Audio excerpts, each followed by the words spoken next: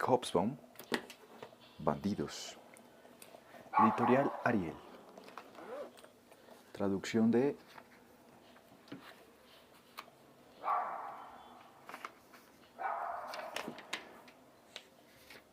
María Dolors Folch y Joaquim Sempere. Año 1976. Capítulo 8. Los expropiadores.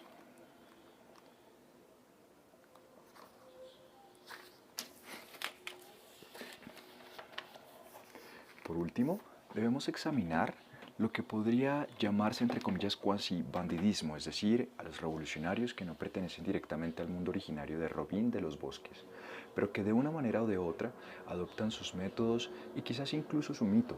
Las razones pueden ser en parte ideológicas, como entre los anarquistas bakuninistas, que idealizaban al bandido como, abre cita, el revolucionario único y genuino, un revolucionario sin frases exquisitas, sin retórica culta, irreconocible, infatigable e indomable, un revolucionario popular y social, no político e independiente de todo Estado.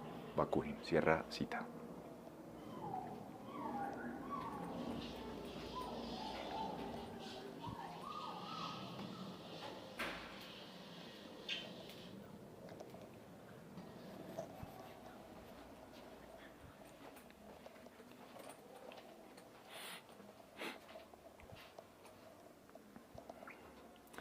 Pueden ser el reflejo de la inmadurez de ciertos revolucionarios que pese a que sus ideologías son nuevas, están profundamente impregnados de las tradiciones de un mundo antiguo, como las guerrillas anarquistas andaluzas posteriores a la Guerra Civil de 1936 a 1939, que siguieron de un modo natural los métodos del viejo entre comillas noble bandolero, o los jornaleros alemanes de principios del siglo XIX que de un modo también natural llamaban a su hermandad revolucionaria secreta que eventualmente llegó a ser la Liga Comunista de Karl Marx, la Liga de los Proscritos. El sastre comunista cristiano, Weitling, planeó en un determinado momento una guerra revolucionaria llevada a cabo por un ejército de proscritos. Las razones pueden ser también técnicas, como los movimientos guerrilleros que están obligados a seguir tácticas sustancialmente semejantes a las de los bandidos sociales en la franja aventurera de los movimientos revolucionarios ilegales, en la que operan los contrabandistas, terroristas, falsificadores, espías y entre comillas expropiadores. En este capítulo nos ocuparemos principalmente de la entre comillas expropiación, la denominación tradicional y discreta aplicada a los robos destinados a proporcionar fondos a los revolucionarios. Aún está por escribir la historia de esta práctica. Probablemente apareció en el punto donde se cruzaban las tendencias libertaria y autoritaria del movimiento revolucionario moderno, los sans-culottes y los jacobinos. Surgió de Bakunin a través de Blanqui. Su lugar de nacimiento fue casi con certeza el medio anarquista terrorista de la Rusia zarista de los años 60 y 70 del pasado siglo. La bomba que constituía el armamento típico de los expropiadores rusos de comienzos del siglo XX alude a su derivación terrorista. En la tradición occidental de asaltos a bancos, tanto de carácter político como ideológicamente neutral, siempre ha prevalecido el fusil. El término mismo, entre comillas, expropiación, era originariamente no tanto un eufemismo para designar los atracos, sino más bien un reflejo de la confusión característica de los anarquistas entre motín y rebelión, entre crimen y revolución, que consideraba no solo al gángster como un instrumento auténticamente libertario, sino que además veía en actividades tan simples como el saqueo un paso hacia la expropiación espontánea de la burguesía por los oprimidos. No debemos censurar a los anarquistas serios por los excesos de la franja lunática de intelectuales desclasados que daban su aquiescencia a tales fantasías. Incluso entre ellos el término entre comillas expropiación se fue implantando gradualmente como término técnico para designar el robo de dinero para el bien de la causa, que normalmente o de un modo significativo se orientaba contra los símbolos del poder impersonal del dinero, los bancos. Es bastante irónico que no fueran tanto las formas locales y dispersas de acción directa por parte de los anarquistas o de los terroristas narodniki lo que convirtiera a la entre comillas expropiación en un escándalo público en el seno del movimiento revolucionario internacional, como las actividades de los bolcheviques durante la revolución de 1905 y después de ella, y más concretamente el famoso atraco de Tiflis, Tbilisi, en 1907, que encausó hacia el partido unos 200.000 rublos, por desgracia en su mayoría con numeración registrada de tal modo que los exiliados como Litvinov, que luego fue comisario de los asuntos exteriores de la Unión Soviética, y L.B. Krasin, posteriormente encargado del comercio exterior soviético, tuvieron problemas con la policía occidental cuando intentaron cambiarlos. Fue una buena arma con la que atacar a Lenin, siempre sospechoso entre los demás sectores de la socialdemocracia rusa por sus supuestas tendencias entre comillas blanquistas, como más adelante lo fue también para atacar a Stalin, que estaba seriamente comprometido en el asunto como bolchevique más destacado de Transcaucasia. Las acusaciones eran injustas. Los bolcheviques de Lenin diferían de otros socialdemócratas solo en no condenar a priori cualquier forma de actividad revolucionaria, incluidas las, entre comillas, expropiaciones, o más bien encarecer de la hipocresía con la que eran condenadas oficialmente unas operaciones que, según sabemos ahora, no son practicadas solo por revolucionarios ilegales, sino también por los gobiernos de todo tipo, siempre que lo consideren necesario. Lenin se esforzó por distinguir las, entre comillas, expropiaciones del crimen ordinario y del saqueo desorganizado. Aquellas debían efectuarse solo bajo los auspicios del partido organizado y en un marco de ideología y educación socialistas para que no degeneraran en crimen y, entre comillas, prostitución. Tenían que emprenderse solo contra la propiedad del Estado, etc.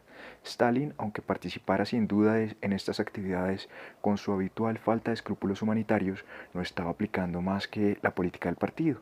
En realidad, las entre comillas expropiaciones de la turbulenta Transcaucasia, donde se echa fácilmente mano de las armas de fuego, no eran ni las de mayor volumen. Moscú se llevaba la palma en el atraco de 1906 que dio 875.000 rublos, ni las más frecuentes. Si acaso hay que mencionar Latvia, como el lugar más dado a esta forma de robo desinteresado, ya que los periódicos bolcheviques reconocían públicamente que algunos de sus ingresos procedían de expropiaciones. Los periódicos socialistas suelen registrar el origen de las donaciones. El estudio de las, entre comillas, expropiaciones bolcheviques no es por consiguiente el mejor camino para captar la naturaleza de esta actividad cuasi bandidesca, y este autor conoce demasiado poco acerca de las expropiaciones más prominentes de los años 60 del siglo XX, las efectuadas por varios tipos de revolucionarios latinoamericanos, para decir nada de interés acerca de ellas. Todo lo que demuestran los atracos de los marxistas oficiales es el hecho obvio de que tales actividades tienden a atraer a un cierto tipo de militante, el hombre que, si bien aspira a un trabajo de categoría más elevada, como la formulación de tesis teóricas o las alocuciones ante el Congreso, se siente más feliz con un fusil y con una buena dosis de presencia de ánimo. El fallecido Camo, Semyon Arshakovich Ter-Petrosian, 1882-1922, un terrorista armenio valiente y rudo, era un ejemplo espléndido del pistolero político de esta clase. Era el jefe organizador del atraco de Tiflis, aunque por razones de principio no gastaba nunca más de 50 kopecks al día para sus necesidades personales. El fin de la guerra civil le dejó libre para realizar la aspiración largo tiempo obligada de educarse a sí mismo adecuadamente en la teoría marxista, pero tras un breve intervalo suspiraba de nuevo por los atractivos de la acción directa.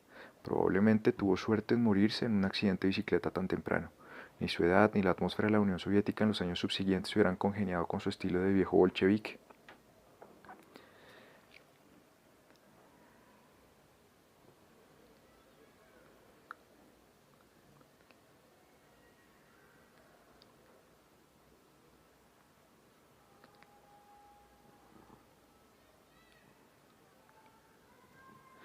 La mejor manera de presentar el fenómeno de la, entre comillas, expropiación ante lectores que no tengan demasiado conocimiento de pistoleros como fundamento ideológico es esbozar el retrato de uno de ellos. He elegido el caso de Francisco Sabaté Lopart, 1913-1960, del grupo de guerrilleros anarquistas que hacían incursiones en Cataluña desde bases situadas en Francia después de la Segunda Guerra Mundial, la mayoría de los cuales están ahora muertos o encarcelados. Los hermanos Sabaté, José Luis Facerías, el camarero del barrio chino de Barcelona, probablemente el más capaz e inteligente, Ramón Capdevila, apodado Cara Quemada, el boxeador, probablemente el más rudo y uno de los de vida más larga, vivió hasta 1963. Jaime Parés, entre comillas el Abisinio, obrero fabril, José López Penedo, Julio Rodríguez, entre comillas el cubano, Paco Martínez, Santiago Amir Gruana, el sheriff, entre comillas, Pedro Adrover Font, entre comillas el Yayo, el joven y siempre hambriento José Pérez Pedrero, entre comillas Tragapanes, Víctor Espallargas, cuyos principios pacifistas le permitían participar en atracos a bancos pero solo desarmado, y todos los demás cuyos nombres solo viven en los ficheros de la policía y en las memorias de sus familias y de unos pocos militantes anarquistas. Barcelona, ciudad comprimida entre colinas y rodeada de ásperos suburbios, capital apasionada de la insurrección proletaria, era su maquis, aunque ellos conocían suficientemente las montañas para ocultarse en ellas y volver. Su transporte eran taxis requisados y coches robados, sus lugares de cita las colas de autobús y las puertas de los estadios de fútbol. Su equipo lo formaban la gabardina, tan cara del pistolero urbano, desde Dublín hasta el Mediterráneo, y la bolsa de compras o la cartera para ocultar armas de fuego o bombas. Su aspiración era la entre comillas idea del anarquismo, este sueño totalmente intransigente y lunático que muchos compartimos pero que pocos, salvo los españoles, han tratado de llevar a la práctica al coste de la derrota total y de la impotencia de su movimiento obrero. Su mundo era un mundo en que los hombres son gobernados por la moralidad pura según el dictado de la conciencia, donde no hay pobreza, ni gobierno, ni cárceles, ni policías, ni coerción o disciplina que no surja de la luz interior, en otro lazo social que la fraternidad y el amor, sin mentiras, sin propiedad, sin burocracia. En este mundo todos son puros como Sabaté, que nunca fumaba ni bebía, salvo naturalmente un poco de vino en las comidas, y que comía como pastor incluso justo después de haber asaltado un banco. En un mundo así, la razón y la instrucción sacan a los hombres de las tinieblas. No hay nada que se interponga entre nosotros y este ideal, salvo las fuerzas del mal burguesas, fascistas, estalinistas e incluso anarquistas renegados, fuerzas todas ellas que deben ser barridas, aunque naturalmente sin caer en los vicios diabólicos de la disciplina y la burocracia. Es un mundo en que los moralistas son también pistoleros, no solo porque las pistolas matan a los enemigos, sino también porque son los medios de expresión de hombres, que no pueden escribir los panfletos ni hacer ni hacer los grandes discursos con los que sueñan. La propaganda por la acción sustituye la propaganda verbal. Francisco Sabaté Llopart, entre comillas el Kiko, descubrió entre comillas la idea, junto con toda una generación de jóvenes obreros de Barcelona, cuyas edades iban de los 13 a los 18 años, en el gran despertar moral que siguió a la proclamación de la República Española en 1931. Era uno de los 5 hijos de un vigilante municipal apolítico de Hospitalet de Llobregat, justo en las afueras de Barcelona, y tomó el oficio de fontanero. A excepción de Juan, muchacho alto y delgado, que quería hacerse cura, los muchachos se inclinaban a la izquierda, siguiendo a Pepe, el mayor y el más capaz de la familia. 3 de ellos están ahora muertos. El propio Francisco no era demasiado aficionado a los libros, aunque más tarde hubo de hacerse esfuerzos heroicos para leer con objeto de poder discutir sobre Rousseau, Herbert Spencer y Bakunin como todo buen anarquista. Y sentía un orgullo aún mayor por el hecho de que sus 2 hijas asistieran al Liceo de Toulouse, aunque simplemente leen L'Express y France Observateur.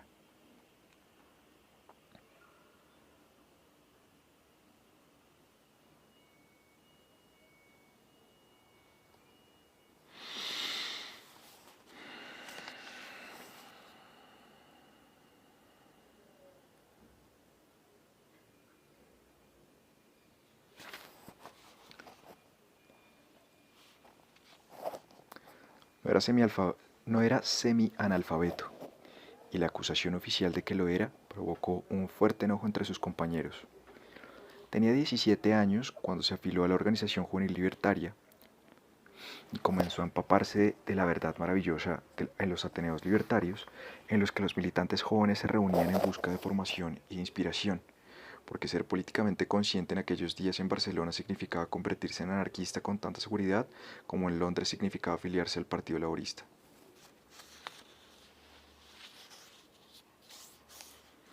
Pero nadie puede escapar a su destino. Sabaté estaba destinado por la naturaleza a la actividad que iba a desarrollar. Así como hay ciertas mujeres que solo son plenamente ellas mismas en la cama,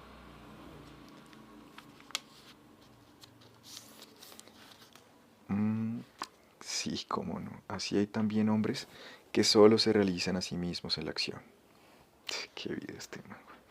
con fuerte mandíbula, cejas espesas y una estatura que parecía más baja debido a su corpulencia, aunque su cuerpo era menos musculoso de lo que aparentaba. Sabaté era uno de estos. En reposo era nervioso y torpe. Difícilmente podía sentarse cómodamente en una butaca, salvo en un café, donde como buen pistolero elegía automáticamente el asiento con cobertura, buena vista sobre la puerta y, próximo a la salida trasera. Tan pronto como estaba con un arma de fuego en una esquina, se relajaba y se ponía radiante, aunque con un aire ceñudo. Sus camaradas decían que él, que estaba entre comillas muy sereno en tales momentos, seguro de sus reflejos e instintos, de esos presentimientos que pueden ser perfeccionados pero no creados por la experiencia, y seguro por encima de todo de su valor y de su suerte. Ningún hombre sin aptitudes naturales muy notables habría resistido casi 22 años de ilegalidad interrumpida solo por periodos de cárcel.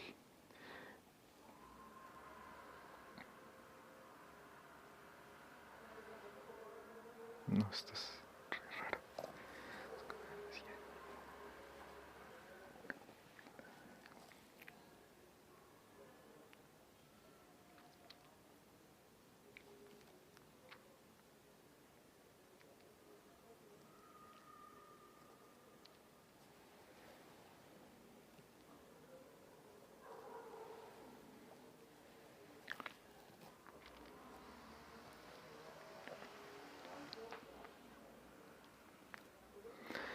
Parece que casi desde el principio se encontró actuando en los grupos específicos o grupos de acción de jóvenes libertarios que luchaban contra la policía, asesinaban a reaccionarios, rescataban a prisioneros y expropiaban bancos con objeto de financiar algún pequeño periódico, teniendo en cuenta que la aversión de los anarquistas por la organización dificultaba la recaudación regular de fondos.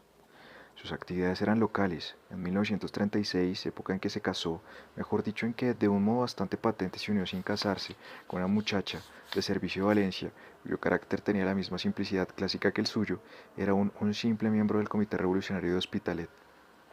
Se fue al frente de la columna de los aguiluchos, bajo el mando de García Oliver, como centurión responsable, según lo indica el nombre, de una centuria de 100 hombres.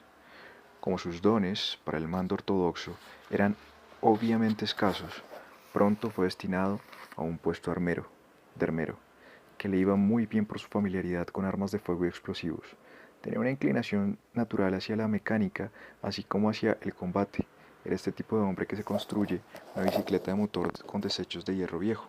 Nunca llegó a ser oficial. Sabaté luchó tranquilamente con su columna, que más tarde se incorporó a la 28 División Ascaso, bajo el mando de Gregorio Jover, hasta la batalla de Teruel. No se le empleó en las unidades guerrilleras especiales del ejército, lo cual hace pensar que sus virtudes no fueron reconocidas. Durante la batalla desertó. La explicación oficial es que se peleó con los comunistas, cosa más que probable. Volvió a Barcelona a llevar una existencia clandestina y para fines prácticos ya nunca abandonó esta ciudad durante el resto de sus días. Su primera actuación en Barcelona contra, entre comillas, la coalición estalinista burguesa, cierra comillas, consistió en liberar a un compañero herido en una escaramuza con la policía republicana. La segunda, aún bajo las órdenes del Comité de Defensa de la Juventud Anarquista, en liberar a 4 hombres encarcelados después del alzamiento de mayo de 1937 en el curso de su traslado desde la cárcel Modelo al castillo de Montjuic, los dos polos del mundo del militante anarquista. A su vez fue encarcelado en Montjuic y trató de escaparse. Su mujer le pasó una pistola cuando estaba encarcelado en su siguiente encierro en Vic y con ella logró escaparse. En aquel entonces era ya un personaje señalado.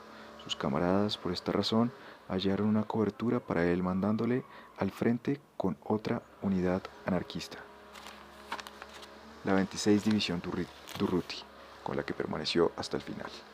Quizá convendría añadir, en atención a los lectores no anarquistas, que la adhesión de Sabaté a la causa republicana y su odio a Franco nunca titubearon a lo largo de esta sorprendente trayectoria. La guerra llegó a su fin. Después del obligado periodo en un campo de concentración francés, Sabaté estuvo trabajando de cerrajero cerca de Angoulême.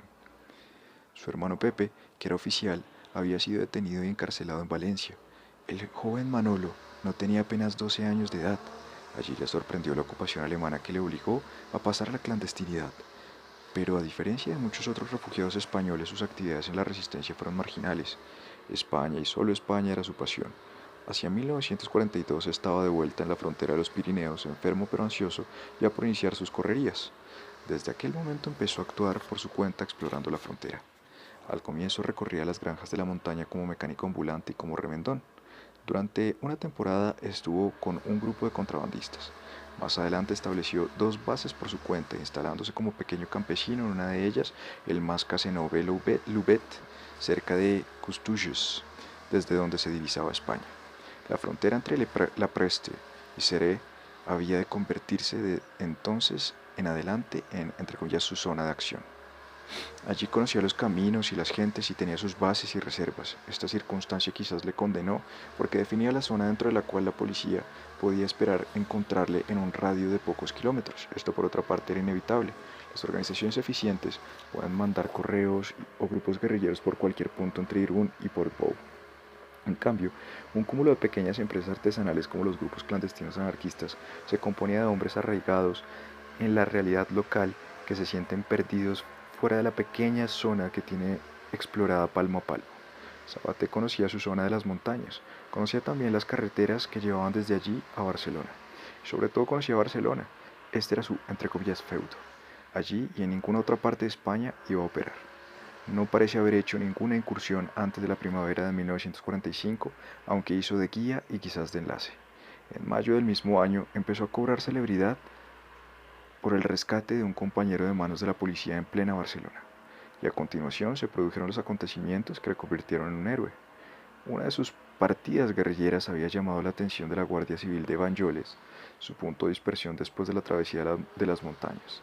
La Fuerza Armada disparó, Sabaté era muy puntilloso en no disparar hasta que los otros no hubieran adoptado posición de tiro, de tal manera que uno resultó muerto y el otro desarmado.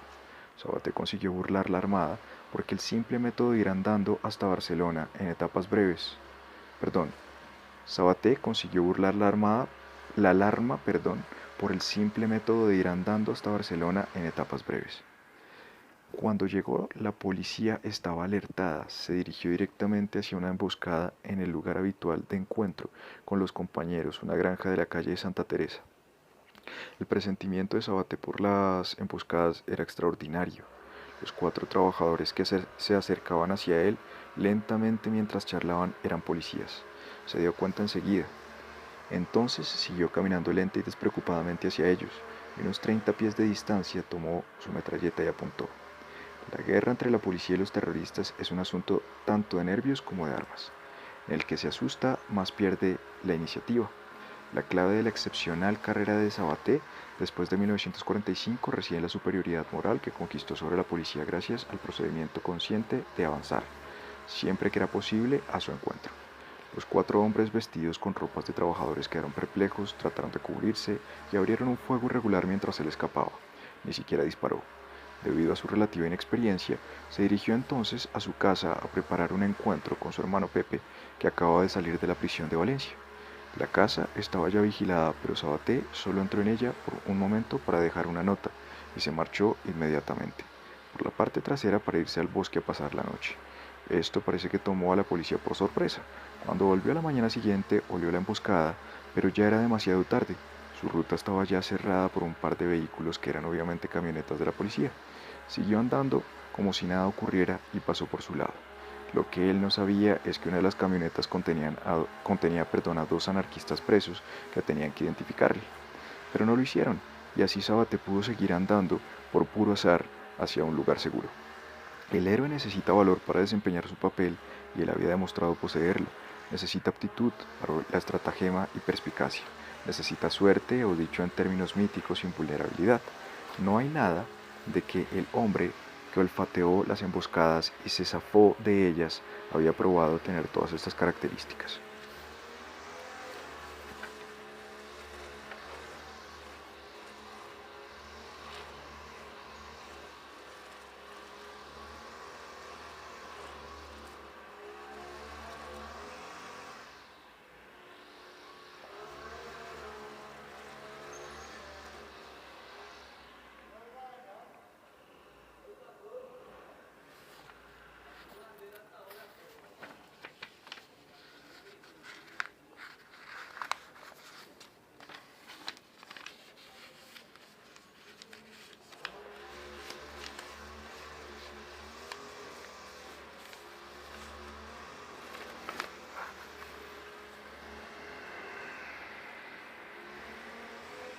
pero también necesita triunfos.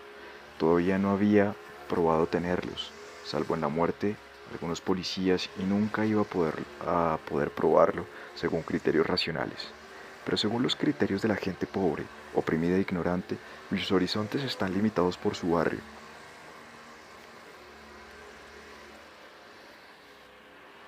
o a lo sumo por su ciudad, la mera capacidad del proscrito para sobrevivir contra las fuerzas concentradas de los ricos y de sus carceleros y policías era una victoria suficiente. Y por esto nadie podía dudar de que Sabaté poseyera esta capacidad en Barcelona, la ciudad que cuenta en mayor medida que muchas otras con jueces competentes capaces de apreciar las cualidades de los buenos rebeldes, y él menos que nadie. El periodo que va desde 1944 hasta comienzos de 1950 asistió a reiterados intentos de derrocar a Franco mediante invasiones particulares a través de la frontera con Francia, siendo las acciones guerrilleras las tentativas más serias. Estos episodios no son muy conocidos, aunque los intentos fueron bastante serios.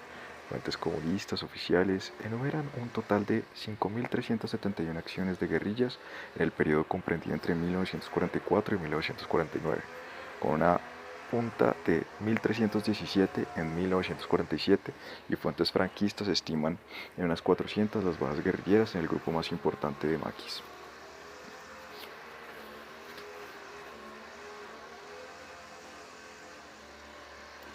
El del sur de Aragón.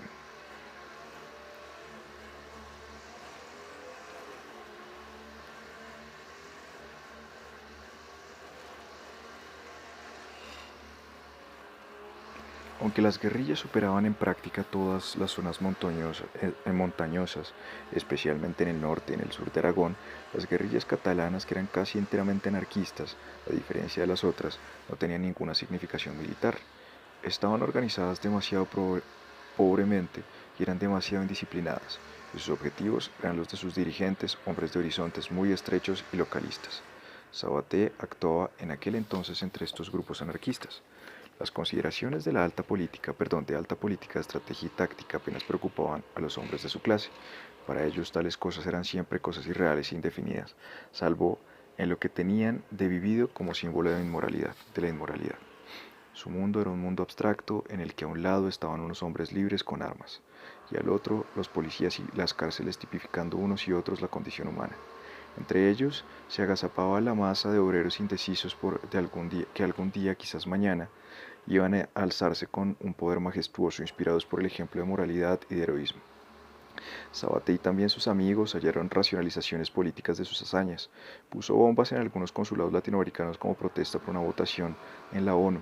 Lanzó panfletos con unos lanzagranadas de fabricación casera sobre las multitudes de un estadio de fútbol para difundir propaganda, y ocupó bares para hacer escuchar discursos antifranquistas grabados en cinta magnetofónica. Atracó bancos para la causa, pero quienes le conocieron coinciden en que lo que contaba realmente para él era el ejemplo de la acción más que su efecto. Lo que le movía irresistible y obsesivamente era el deseo de hacer correrías por España, así como el eterno duelo entre los militantes y el Estado, los apuros de los compañeros encarcelados, el odio de los policías.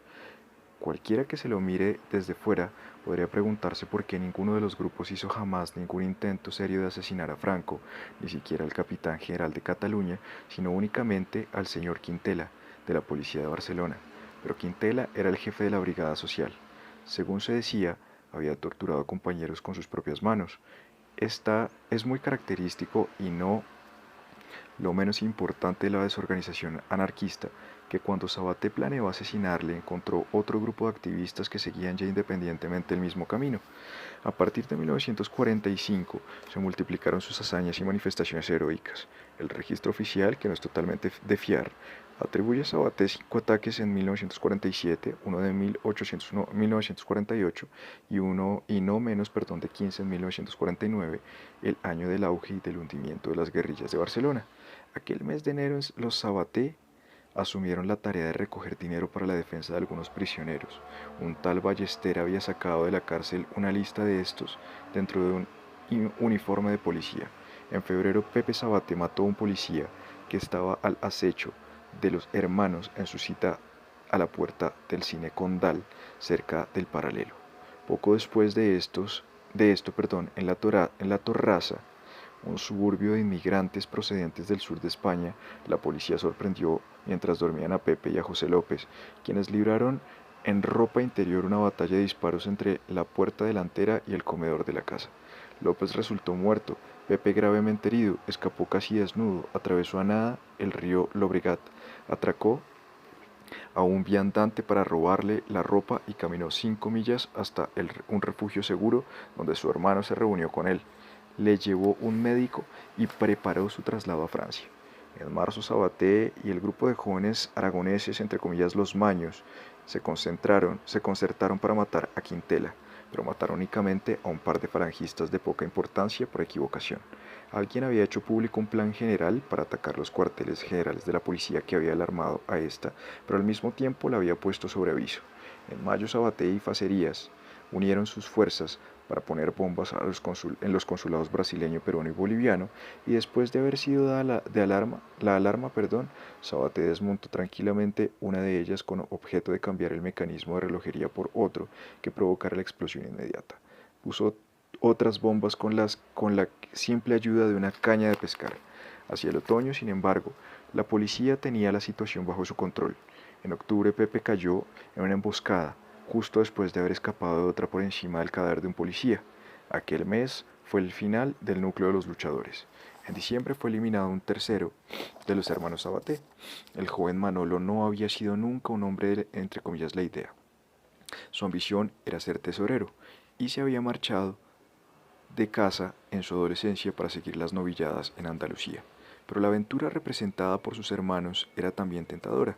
Ellos no le dejaron que se les uniera, pues preferían que estudiara y se perfeccionara. Pero el nombre de Sabaté le facilitó el acceso al grupo del temible Ramón Capdevila, entre comillas, cara quemada, un exboxeador que había abandonado el ring al abrazar, entre comillas, la idea y que entonces era un experto notable en explosivos. Él desarrolló en provincia algunas de las pocas guerrillas que tenían sentido, haciendo violar pilones y cosas por el estilo. Manolo, que carecía de experiencia, se perdió por las colinas después de una escaramuza con la policía y fue detenido. El nombre de Sabaté aseguró su ejecución. Fue fusilado en 1950 sin dejar nada más que un reloj francés. Por aquella época, sin embargo, Sabaté no estaba ya en España. Las dificultades que tuvo especialmente con la policía francesa iban a mantenerle apartado durante casi 6 años. Las dificultades habían empezado en 1948 cuando un gendarme le dio el alto en uno de sus innumerables viajes a la frontera en un coche de alquiler. Sabaté gustaba siempre de los medios de transporte que le dejaban las manos libres. En aquella ocasión había perdido la cabeza, había forzado el paso y había huido corriendo. Encontraron su pistola, y más tarde una cantidad importante de armamento, explosivos, radios, etc. en su casa de campo de Costulles. En noviembre fue condenado en rebeldía a 3 años de prisión y una multa de 50.000 francos. Siguiendo un consejo, apeló y en junio de 1949 la condena quedó reducida a 2 inofensivos meses, que más tarde subieron a 6, con 5 años de interdicción de séjour. Desde entonces sus vistas a la frontera iban a ser ilegales incluso desde el lado francés y vivió bajo vigilancia policíaca lejos de los Pirineos. De hecho, no salió de la cárcel durante un año, puesto que la policía francesa le relacionó con otro asunto mucho más serio, un atraco en la factoría Rond-Poulenc en mayo de 1948, a resultas del cual había muerto un vigilante. Es propio de la sorprendente falta de realismo de aquellos activistas cuya existencia misma dependía de la benevolente ceguera de las autoridades francesas el hecho de que expropiaran a la burguesía por el bien de la causa con la misma tranquilidad en Lyon que en Barcelona. Solo el inteligente Facerías evitaba hacer esto, atracaba sus bancos no españoles en Italia. También es muy característico que dejaran unas huellas muy visibles. Gracias a algunos abogados muy buenos, el caso contra Sabaté nunca llegó a probarse. Sin embargo, la policía había perdido la paciencia en uno u otro momento y había obtenido de él una confesión después de someterlo a palizas durante varios días. Esto fue por lo menos lo que afirmó el abogado con bastante plausibilidad. Después de 4 sobreseimientos, el caso estaba aún pendiente a su muerte. No obstante, además de bastante sufrimiento, el asunto le costó casi otros 2 años de prisión. Cuando Sabaté logró levantar cabeza, al menos temporalmente, por encima de aquellas agitadas aguas, encontró una situación política completamente transformada. A comienzos de los años 50 todos los partidos habían abandonado la guerra de guerrillas adoptando tácticas más realistas. Los militantes se hallaban por consiguiente solos. Fue un golpe terrible. Sabaté, aunque completamente incapaz de obedecer a cualquier instrucción con la que disintiera, era un hombre leal. El hecho de no tener la aprobación de los camaradas le dolió casi físicamente y hasta su muerte hizo esfuerzos constantes aunque infructuosos para recobrarla. El golpe no quedó amortiguado por un ofrecimiento de instalarle en América Latina. Era como ofrecer a Otelo, un puesto consular en París en lugar de un ejército. De manera que en abril de 1955 estaba de regreso en Barcelona. A comienzos de 1956 se unió a Facerías para una operación conjunta. Los dos individualistas pronto partieron peras y permaneció con él varios meses. Publicaron un pequeño periódico, El Combate, y atracaron el Banco Central con la ayuda de una bomba ficticia. En noviembre estaba de regreso por un atraco a la gran empresa Cubiertas y Tejados, que arrojó una ganancia de cerca de 1 millón de pesetas. Después de esto, la policía francesa, alertada por la española, volvió a detenerle. Perdió su base en La Preste y fue de nuevo encarcelado. Salió en libertad en mayo de 1958, pero estuvo enfermo durante unos meses tras una difícil operación de úlcera. Facerías había sido muerto entre tanto, entonces empezó a planear su siguiente y última incursión. En aquellos momentos estaba completamente solo, contaba solamente con unos pocos amigos. Incluso la organización, con su desaprobación silenciosa, parecía corroborar a los fascistas y burgueses que le consideraban un simple bandido. Sus propios amigos le decían con gran clarividencia que otra acción sería suicida.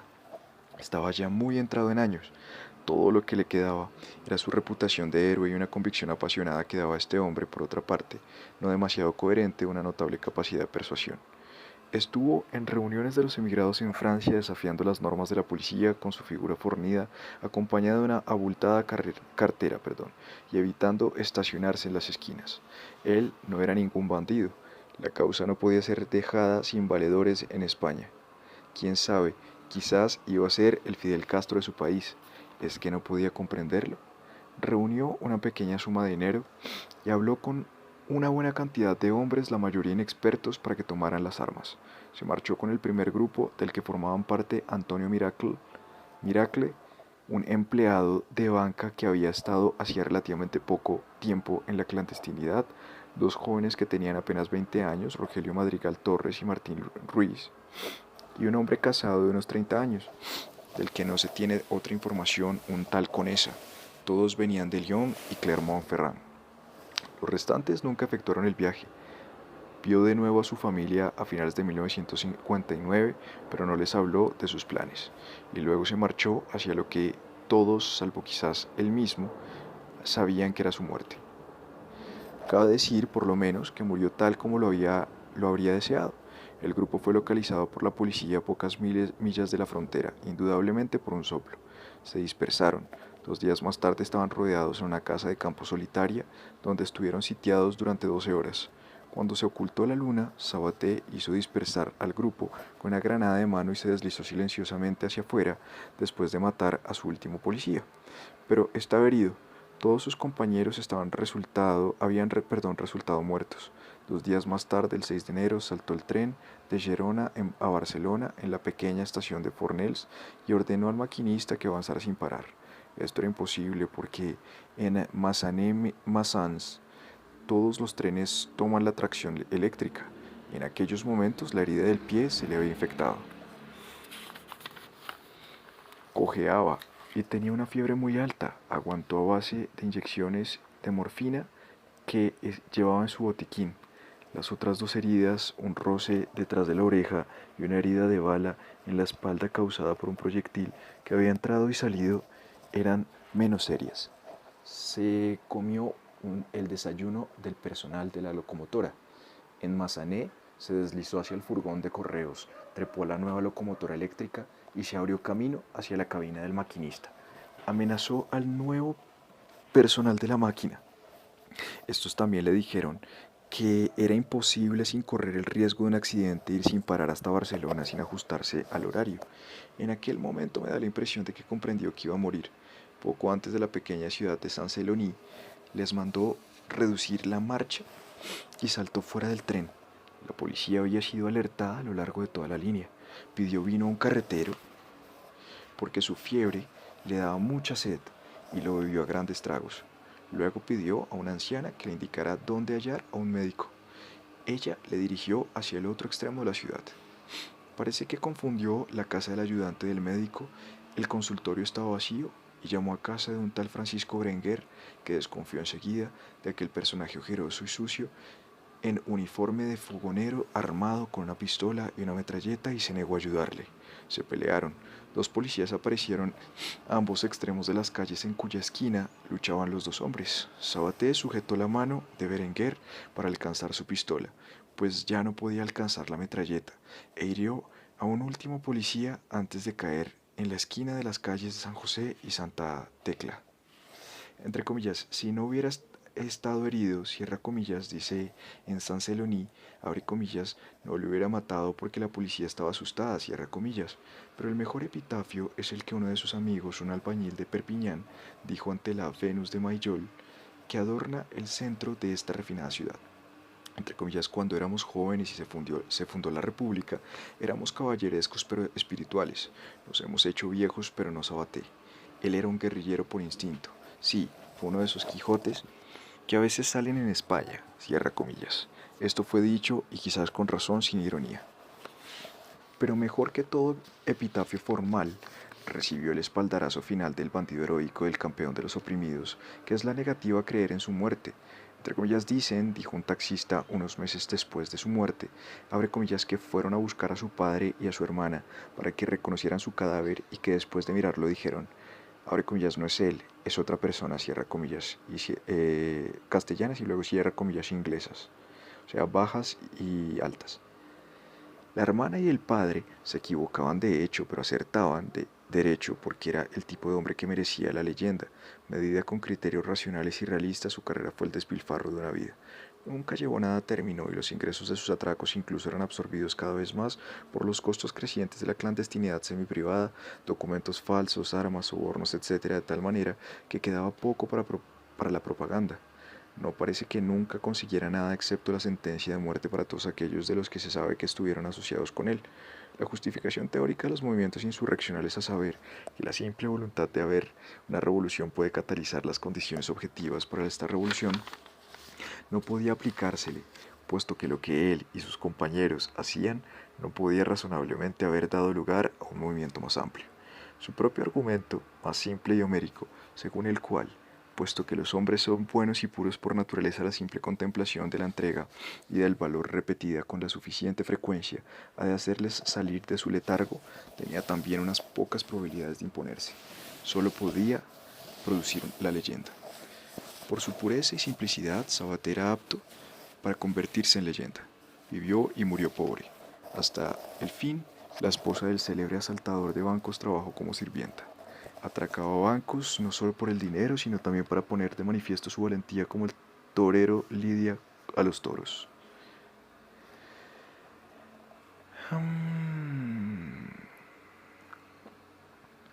No valía para él el descubrimiento del astuto Facerías, de que la manera más segura de recoger dinero consiste en recorrer cierto tipo de hoteles hacia las 2 de la madrugada con la certeza de que los conspicuos burgueses a los que se hallará en la cama con sus queridas van a ceder sin resistencia su dinero sin avisar a la policía. Cita 9. En realidad, el carácter español llegó a ser ineficaz incluso este plan. Un amante adinerado, ansioso quizás por impresionar a su joven querida, se resistió y resultó muerto. Fin de la cita 9. Vuelve al texto. Tomar dinero sin exponerse a ningún riesgo no es de hombres. Sabaté siempre prefería asaltar un banco con menos gente que de la técnicamente necesaria, precisamente por esta razón, y a la inversa tomar dinero al riesgo de la propia vida equivale en cierto sentido a pagar por él. Caminar siempre al encuentro de la policía no era solo una buena táctica psicológica, era también el estilo del héroe.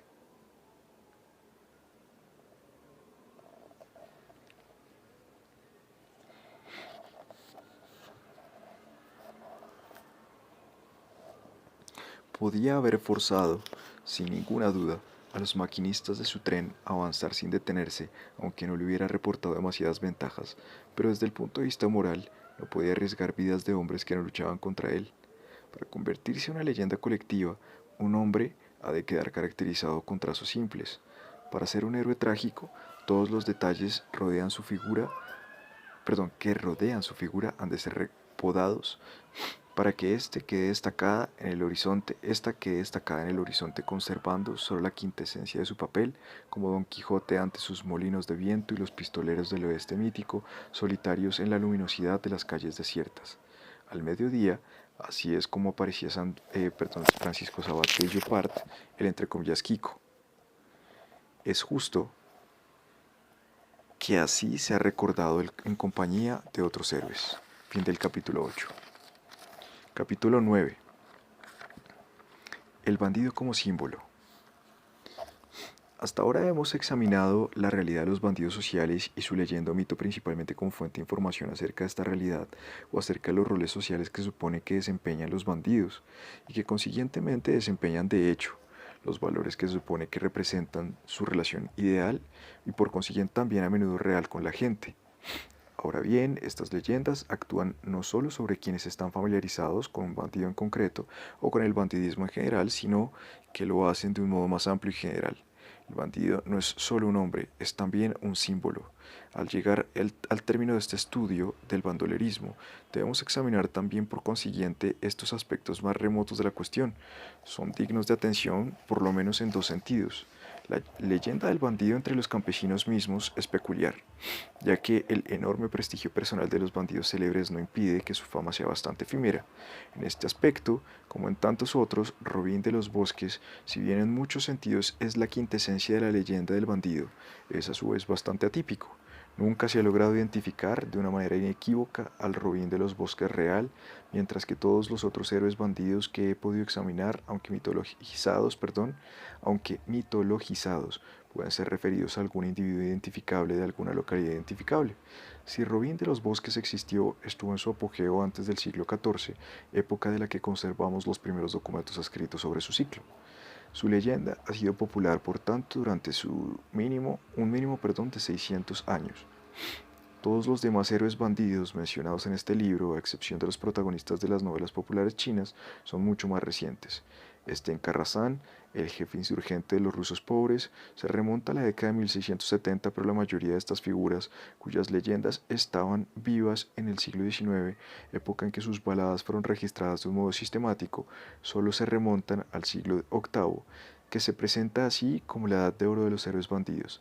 Janosik en Eslovaquia, Diego Corrientes en Andalucía, Mandrin en Francia, Mandrin en Francia, Rob Roy en Escocia, y también en ese contexto los criminales introducidos en el panteón de los bandidos sociales como Dictor Pan, Scaramouche y Schinderhannes. Incluso en los Balcanes, donde la historia escrita de los haiduks y cleftes se remonta al siglo XV, los primeros héroes cléfticos que sobreviven como tales en las baladas griegas parecen ser Cristos Milionis, hacia 1740, y Bucobayas, que tuvo su apogeo aún más adelante. Es inconcebible que hombres como estos no hayan sido materia de cantos y narraciones antes de esta época. Los grandes insurgentes bandoleros como Marco Sciarra, finales del siglo XVI, han de haber tenido su leyenda y uno por lo menos de los grandes bandidos de este periodo extremadamente perturbado, Serralonga, en Cataluña, se convirtió en un héroe popular cuya memoria sobrevivió hasta el siglo XIX. Es cierto que este caso puede ser insólito, porque la mayoría son olvidados. Es posible que haya habido algunos cambios en la cultura popular de la Europa occidental que expliquen este florecimiento de mitos de bandidos en el siglo XVIII, pero es difícil dar cuenta de lo que parece coincidir cronológicamente en la Europa oriental. Cabría pensar que la memoria de una cultura puramente oral y los que perpetuaron la fama de los héroes bandidos eran alfabetos es relativamente breve. Más allá de un determinado lapso de generaciones, la memoria de un individuo se funde con la descripción colectiva de los héroes legendarios del pasado, el hombre con el mito y el simbolismo ritual de tal manera que un héroe que alcanza a durar más allá de este trecho, como Robin de los Bosques, ya no puede ser colocado de nuevo en el contexto de la historia real. Esto es probablemente cierto, pero no es toda la verdad, pues la memoria oral puede durar más de 10 o 12 generaciones.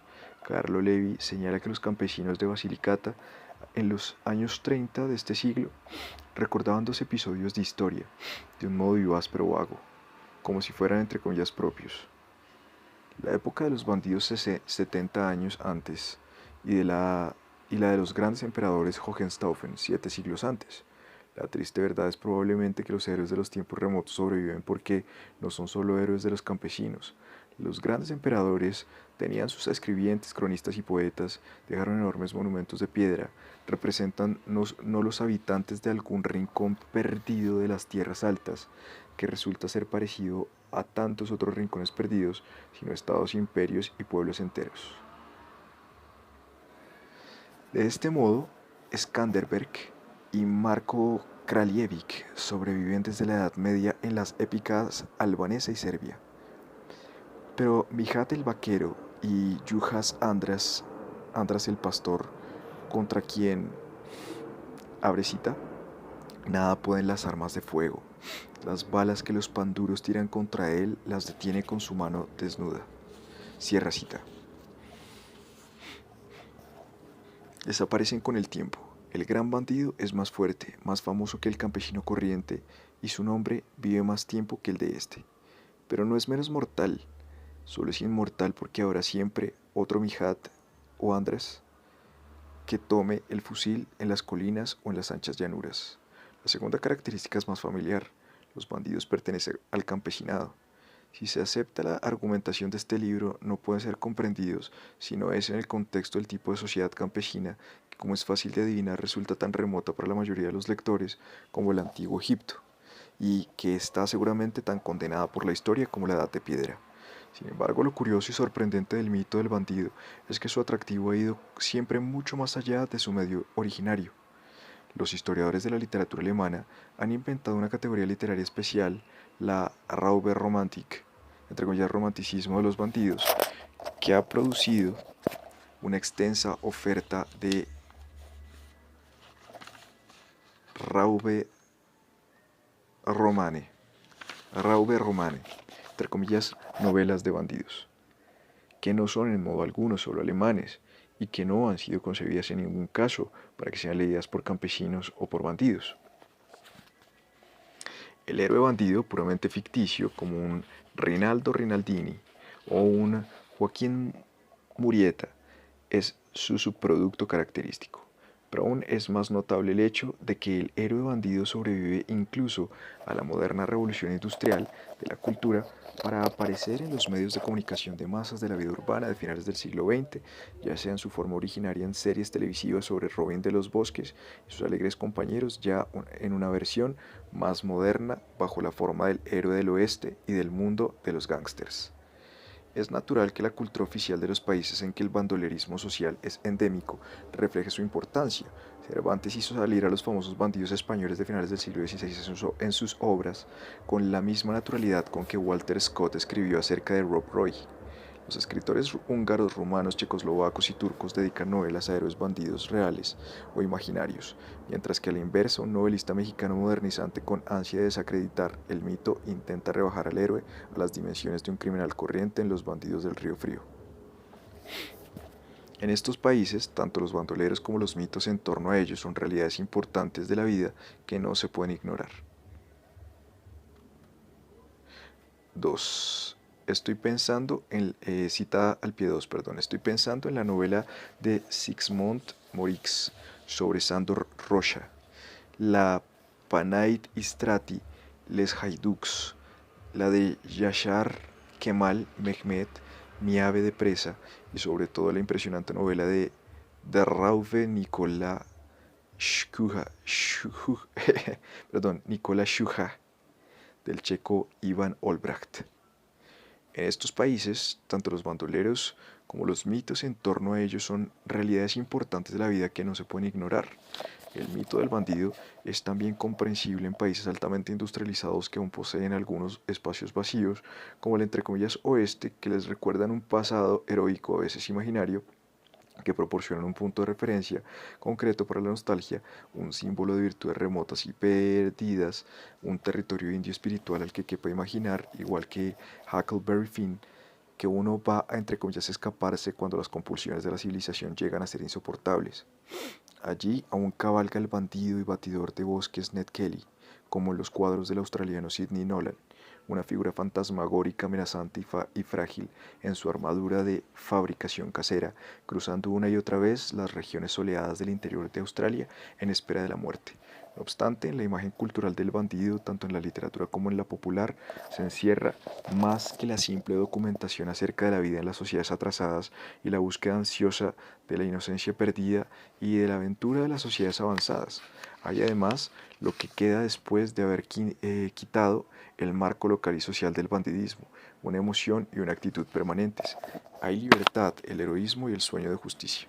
El mito de Robin de los Bosques destaca el primero y el tercero de estos ideales.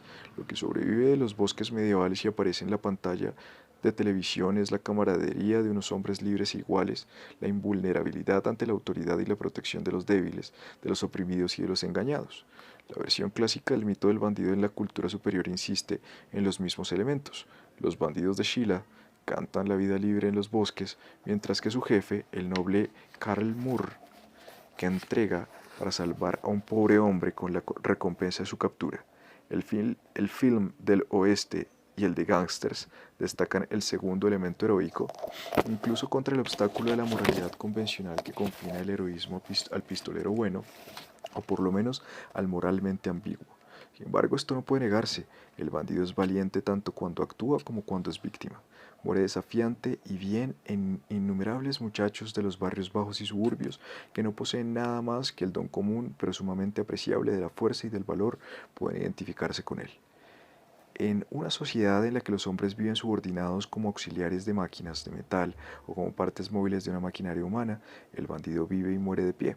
Como hemos visto, no todos los bandidos legendarios de la historia sobreviven para alimentar los sueños de la frustración humana. En realidad, no hay apenas ninguno de los grandes bandidos de la historia que haya sobrevivido al traspaso de la sociedad agraria a la industrial, salvo cuando son prácticamente contemporáneos de ella o cuando ya anteriormente habían sido embalsamados en este medio tan resistente de viaje a través del tiempo que es la literatura. Hoy se imprimen libros sobre el Lampiao, entre los rascacielos de Sao Paulo, porque todos y cada uno de los millones de inmigrantes de la primera generación procedente del nordeste brasileño han oído hablar del gran cangaceiro que fue muerto en 1938, es decir, en el curso de la vida de todos los que ahora tienen más de 30 años de edad. Por el contrario, los ingleses y norteamericanos del siglo XX conocen a Robin de los Bosques, entre comillas el que robaba a los ricos y los entregaba a los pobres, cierra comillas. Y los chinos del siglo XX conocen la entre comillas oportuna lluvia Xunxiang, que ayuda al necesitado y contempla la plata con indiferencia, porque la escritura y la pintura han convertido una tradición local y oral en una forma nacional y permanente. Cabe decir que los intelectuales han asegurado la supervivencia de los bandidos. En cierto sentido siguen haciéndolo hoy en día. El redescubrimiento de los bandidos sociales en nuestros días es obra de intelectuales, de escritores, de cineastas e incluso de historiadores. Este libro es una parte del redescubrimiento.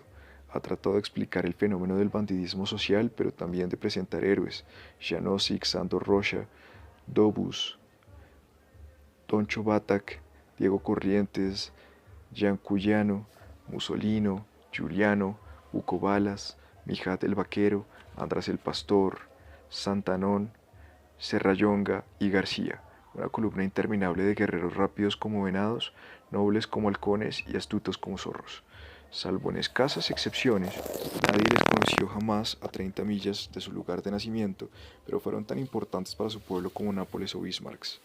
Seguramente más importantes que el Napoleón y el Bismarck reales. Alguien que es insignificante no cuenta con varios centenares de canciones dedicadas a él como Janosik. Son cantos de orgullo y de nostalgia. Abre cita. El cucú ha cantado sobre la rama seca. Han matado a Shuhaj. Y han llegado tiempos difíciles. Cierra la cita.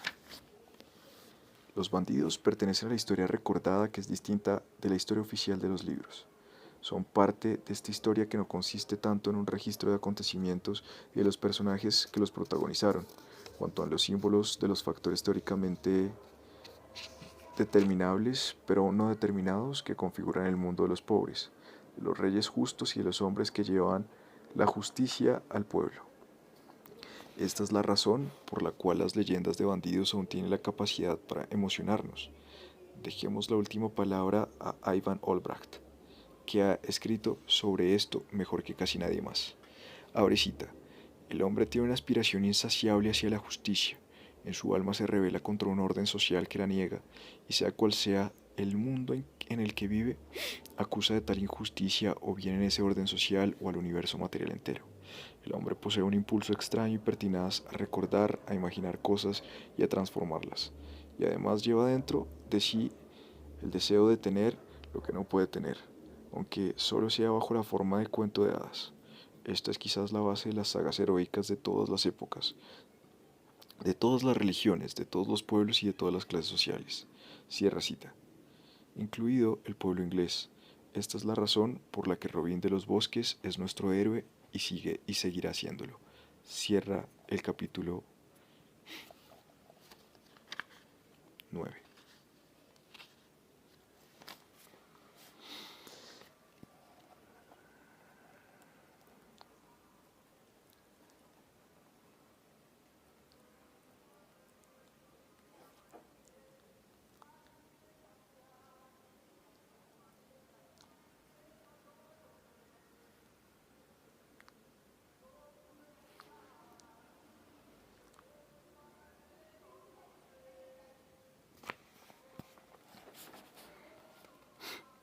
Apéndice. Las mujeres y el bandolerismo. Como los bandidos son muy mujeriegos, y tanto su orgullo como su misma calidad de bandidos requieren semejantes manifestaciones de virilidad, el papel más frecuente de las mujeres en el bandolerismo es el de amantes. Los bandidos antisociales pueden complementar sus apetitos sexuales con la violación, que en determinadas circunstancias garantiza el silencio de las víctimas. Entre comillas, nos dijeron que nos hacían eso para que la vergüenza nos impidiera hablar y para demostrar lo que eran capaces de hacer, cierra comillas, dijo una joven colombiana al incorporarse a una partida de guerrilleros.